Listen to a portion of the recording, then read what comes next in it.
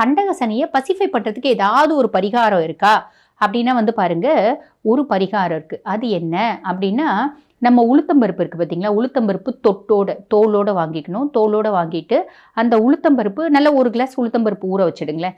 ஊற வச்சுட்டு அதில் கூட நல்ல இவ்வளோ கருப்பு எள்ளு போட்டு ஊற வச்சு மறுநாள் காலையில் உளுந்த வடையாக செஞ்சுடுங்க. உளுந்த வடையாக செஞ்சுட்டு நீங்கள் உங்கள் வீட்டில் வந்து உங்கள் பையன் வந்து கன்னி ராசின்னு வச்சுக்கோங்களேன், அந்த பையனை நிற்க வச்சு கிழக்கு பார்த்த மாதிரி நிற்க வைக்கணும்.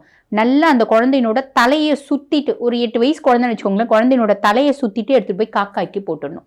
இது வந்து பாருங்க உன்னதமான பரிகாரமாக இருக்கும். சனி பகவானை பசிஃபை பண்ணுறதுக்கு முக்கியமாக கண்டக சனியை.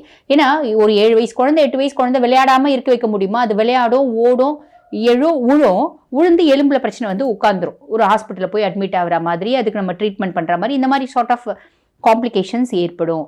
ஆக அது வரக்கூடாது அப்படின்னா இந்த உளுத்தம்பருப்பு வந்து பாருங்க வடையாக செஞ்சு நம்ம காக்காய்க்கு குழந்தை தலையை சுற்றிட்டு போடலாம். இது வந்து பாருங்க எவ்வளோ நாளைக்கு ஒருக்கா போடலாம் அப்படின்னா, உங்களுக்கு முடியும்னா வாரம் வாரம் கூட போடுங்க, இல்லை மாசத்துக்கு ஒரு நாளாவது சனிக்கிழமை அன்னைக்கு செய்யுங்க.